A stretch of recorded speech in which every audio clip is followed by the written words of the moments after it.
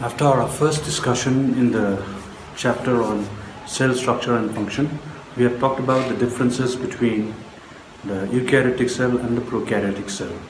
Now let's talk about a little more detail about prokaryotic cell and eukaryotic cell. To begin with, we discuss with the structure of a prokaryotic cell. Examples of prokaryotic cells we can talk about here is the bacterial cell, the blue-green algae, mycoplasma and Pleomorphic. These are the different prokaryotic cells. These are the examples, out of which I think the most important that you need to remember is the bacterial cell. And Pleomorphic means pleuropneumonia-like organisms. These are the smallest cell that we have come to understand so far. Pleuropneumonia-like organisms.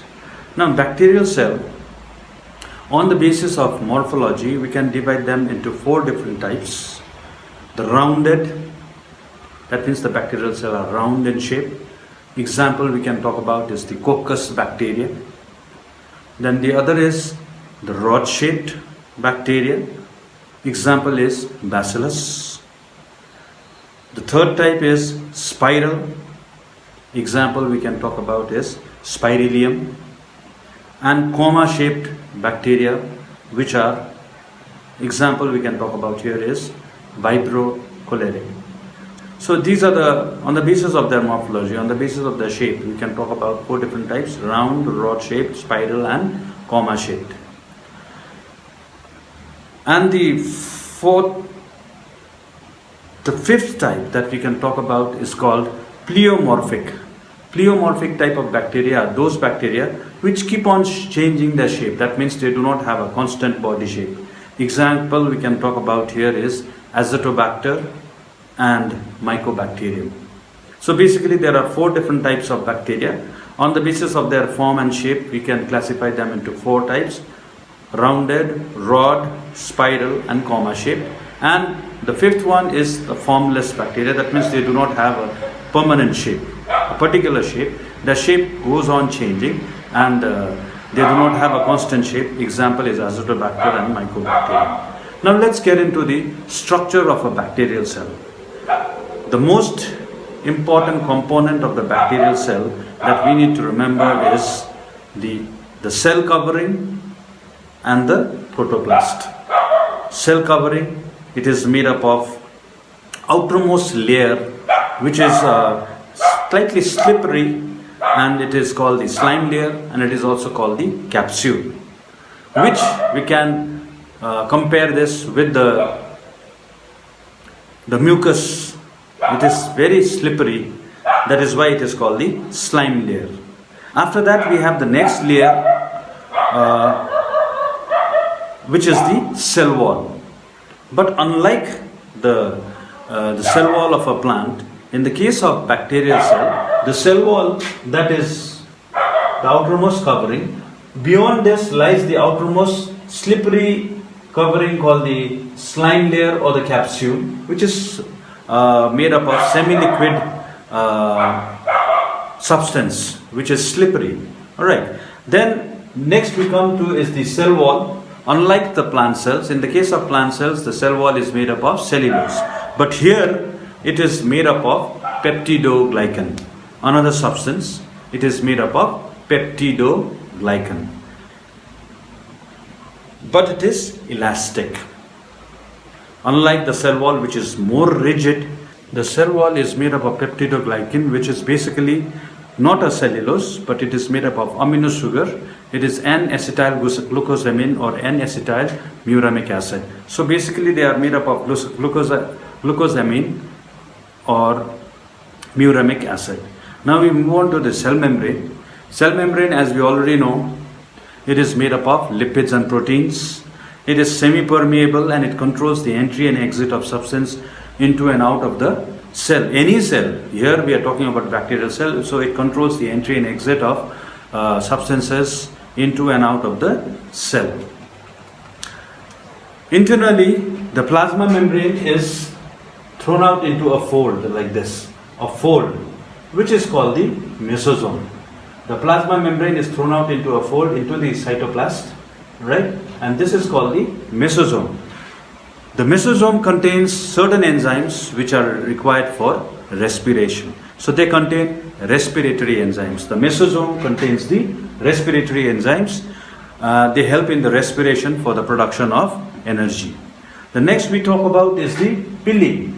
Pili are the short fibrillar structures, appendages present on the outside the cell wall. They are present outside the cell wall and they are formed of proteins. They are basically made up of proteins. There are two types of pili, vegetative and reproductive. The vegetative pili helps the bacterial cell to cling on to the host cell from where it derives the nutrients. Alright. And in the case of reproductive pili, it attaches with the other bacterial cell during the period of conjugation. Conjugation means when they come close together and there is exchange of the genetic material. During that particular period, during conjugation, they come close together and the reproductive pili helps them to exchange the genetic material. Shorter than the pili are the fimbriae. The fimbriae that is present here. These are basically made up of pilion proteins, the proteins that make up the pili. They are the shorter pilis, and they are present in gram-negative bacteria.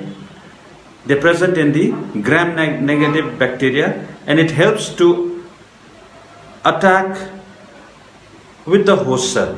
It helps to attack the host cell, especially during spreading of diseases. These are the functions of the fimbriae. The most important structure that makes the bacterial cell motile in the aquatic medium is the flagella. You can see here, singularly it is called flagellum. When there are two, it is called flagella. So more than plural form of flagellum is flagella. So they have two flagella, long fibrillar flagella which has a basal body at the base with the help of which it can move around. And it has a long filament with the help of which it can move around. The basal body basically helps in the production of energy for the movement of the flagella, and the movement of the flagella brings about the movement of the bacterial cell. So basically the flagella is there for locomotion. Then we talk about the protoplast, that is the fluid that is present inside the cell membrane of the bacterial cell. The protoplast is made up of very few important things here. One is the ergastic substance. Ergastic substances are those substances which are basically waste material, but they remain stored inside the body. These are known as the ergastic substances. Then the next that we can talk about is the most important structure is the ribosomes. These ribosomes are made up of two subunits and they help in the manufacture of protein. They are basically of 70S type. They are basically of 70S type, and they help in the process of protein synthesis. And they have RNA called the ribosomal RNA. They also contain ribosomal RNA, which is also known as rRNA, which is normally denoted as rRNA or ribosomal RNA. And besides that, they help in the manufacture of proteins. They remain scattered throughout the cytoplasm, the ribosomes, the most prominent structures. Some of those ribosomes are stuck together in one single unit. Then it is called the polyribosomes or polysomes. The number of ribosomes, they stick together in the cytoplasm. They remain close together, bound together. Then it is called the polysomes or the polyribosomes. The mesosome, as we have already talked about, is the inner folding of the plasma membrane which contains respiratory pigments and helps in the manufacture of energy. And these respiratory mesosome also helps in the process of DNA replication. They also help in the process of DNA replication because DNA replication also requires energy. So it is this mesosome which provides the energy that is required during DNA replication. They have reserve food structures as well. Reserve food materials present here in the cytoplasm where the basically carbohydrate, lipids, proteins, glycoproteins, volutin. These substances are stored whenever there is an excess of this. It is stored in these structures which are basically reserve food which supplies nourishment to the bacterial cell as and when it is required. A bacterial cell does not have plastid. They lack plastids. So in their case, instead of plastids, they have a special structure called the chromatophore, especially in photosynthetic bacteria like chlorobium. In the chlorobium, they do not have plastids, but they have the specialized structures called the chromatophore, which contains pigments with the help of which they can manufacture food. And they are called the chromatophores. They are only present in certain photosynthetic bacteria, example chlorobium. Now the next most important structure that we need to remember here, because about this plasmid, this will be required in your studies in genetics in class 12 as well. This plasmid are very important structures which is present inside the bacterial cell.